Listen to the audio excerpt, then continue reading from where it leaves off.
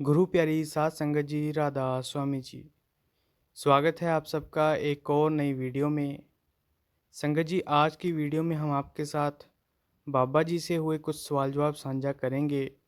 तो संगत जी, आपके आगे यही विनती है कि वीडियो को आखिर तक ज़रूर देखिएगा, और अगर आप हमारे चैनल पर नए हैं तो चैनल को सब्सक्राइब ज़रूर करिएगा। एक बहन ने सवाल किया कि बाबा जी, मेरे पिताजी ने मुझसे कहा था कि जब हमें सतगुरु के सामने खड़े होने का मौका मिलता है तो वो आपके अतीत, पिछले और आगे के सभी कर्मों को देख सकते हैं। तो बाबा जी, क्या ये सच है? बाबा जी ने मुस्कुराते हुए कहा, बेटा, इससे आपको क्या मदद मिलेगी? बहन ने कहा कि बाबा जी, मैं संत मंत में नई हूँ, इसीलिए पूछ रही हूँ। बाबा जी ने कहा, बेटा, अगर हमें सचमुच यकीन होता कि वो हमारे सारे कर्मों को देख सकता है तो हम में से कोई भी उसके आगे खड़ा ना हो पाता। अगर सचमुच यकीन होता कि उसे हमारी हर सोच का पता है तो हम उससे नज़र ना मिला पाते। बाबा जी ने कहा, हम सिर्फ धारणाओं के आधार पर ज़िंदगी जी रहे हैं। हमें असलियत का सामना करने की ज़रूरत है। फिर एक लड़के ने सवाल किया कि बाबा जी, आप कहते हो कि हम लड़कों को शादी ज़रूर करनी चाहिए, किसी लड़की का हक नहीं मारना चाहिए। इसीलिए बाबा जी, मैं शादी कर रहा हूँ, आप मेरी शादी में ज़रूर आना। बाबा जी ने मुस्कुराते हुए कहा, बेटा, मैं किसी की बर्बादी में क्यों शामिल हूँ? अगर कोई और बात होती तो मैं ज़रूर आने की सोचता, लेकिन मैं किसी की बर्बादी में शामिल नहीं होना चाहता।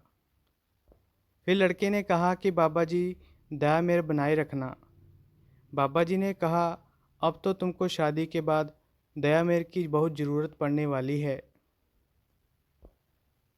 एक लड़की ने सवाल किया कि बाबा जी, वाणी में लिखा है, जो मांगे ठाकुर अपने से सोई सोई देवे। बाबा जी, इसे थोड़ा समझाइए। बाबा जी ने कहा, बेटा, हम उस मालिक से 101 चीज़ें मांग लें, लेकिन उसने देना वही है जिसमें हमारी भलाई है। बाबा जी ने कहा, क्या आप अपने बच्चे को कुछ भी दे देंगी? आपका बच्चा अगर कहे मुझे बंदूक से खेलना है, क्या उसे बंदूक से खेलने देंगी? वो कहेगा आप मुझसे प्यार नहीं करती, लेकिन आपको पता है बंदूक उसके लिए कितनी खतरनाक है। फिर लड़की ने कहा कि बाबा जी, फिर ऐसा क्यों कहते हैं, जो मांगे ठाकुर अपने से सोई सोई देवे।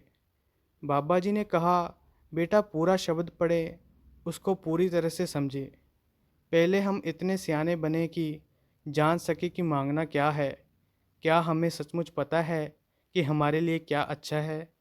बाबा जी ने कहा, जब सच्चे दिल से किसी चीज़ की इच्छा करते हो तो वो आपको मिलेगी, लेकिन पहले इतने पाक पवित्र हो जाएं जहां आप समझ सकें कि आप क्या मांग रही हैं, और इतनी मैच्योरिटी आ जाए कि मेरे लिए क्या फ़ायदेमंद है। हमारे मन का तो ये हाल है कि आज हम एक चीज़ मांगते हैं, कल दूसरी और परसों तीसरी। हम एक तितली की तरह हैं। लड़की ने कहा कि बाबा जी, मुझे लगता है जब हमारा दिल और मन इतना निर्मल हो जाएगा तो शायद हम कुछ नहीं मांगेंगे। बाबा जी ने मुस्कुराते हुए कहा, बेटा, तब मांगने के लिए कुछ बचेगा ही नहीं। फिर एक बीबी जी ने सवाल किया कि बाबा जी, जब मैं भजन सिमरन में बैठती हूँ, कभी कभी कुछ देर बाद मुझे लगता है मैं सो रही होती हूँ, फिर भी जाग रही होती हूँ, और फिर मुझे महसूस होता है कि जैसे मैं कुछ और रूहों के साथ हूँ। वो मुझे दिखाई नहीं देती, लेकिन मुझे अंदाज़ा है कि वो कौन है। बाबा जी ने कहा, बेटा, इसे बढ़ी हुई जागरूकता कहते हैं। जैसे जैसे हमारी सूरत चढ़ने लगती है, हमारी अंदर की दृष्टि खुलने लगती है। इससे पहले जब आप अपनी आंखें बंद करके बैठती थी तो कमरे में बहुत सारी आवाज़ें होने के बावजूद भी आपको उनका पता नहीं चलता था। लेकिन जब आपकी जागरूकता बढ़ जाती है तो ज़मीन पर चलती हुई चींटी की आवाज़ भी सुनाई देती है। आप परख ना करें, आनंद लेना सीखें। बीबी जी ने कहा, लेकिन उस समय मुझे अचानक बहुत थकावट महसूस होती है और ऐसा लगता है जैसे मैं कई घंटों के लिए कहीं चली गई थी। बाबा जी ने कहा, इस पर ध्यान ना दें, आप अपना ध्यान भजन सिमरन में रखें। आपका मन आपका विश्वास जीतने की कोशिश कर रहा है। एक बार आपका विश्वास जीत लेगा, फिर आपको धोखा देगा। एक लड़के ने सवाल किया कि बाबा जी, लड़कों के लिए नामदान की उम्र 22 रखी गई है और लड़कियों की उम्र 25 रखी गई है। ऐसा क्यों? क्या लड़कियों को अकल लेट आती है? यह सुनकर सारी संगत हंसने लग गई। बाबा जी ने कहा, नहीं बेटा, ऐसी कोई बात नहीं है। लड़कियों की शादी होनी होती है, उनको अगले घर जाकर कोई तकलीफ़ ना आए, इसलिए उनको थोड़ा सोचने का वक्त दिया जाता है। बाबा जी ने कहा, तुम्हें इतनी टेंशन क्यों हो रही है? लड़के ने कहा, बाबा जी, मैं अपनी बहन के लिए पूछ रहा हूँ। बाबा जी ने कहा, अच्छा, बहन के लिए पूछ रहे हो? बाबा जी ने कहा, कहना तीनू तो सुनोना नूनू। ये बात सुनकर सारी संगत हंसने लग गई। एक भाई ने सवाल किया कि बाबा जी, अगर किसी को नामदान नहीं मिला है, खासकर हिंदू कल्चर में, और परिवार में किसी की मौत हो जाती है, तो रीति रिवाजों का पालन करना जरूरी समझा जाता है। बहुत से रीति रिवाज जो पंडित और पुजारी हमें निभाने के लिए कहते हैं। बाबा जी, इनकी अहमियत क्या है और ये कितने ज़रूरी हैं? इनसे हासिल क्या होता है?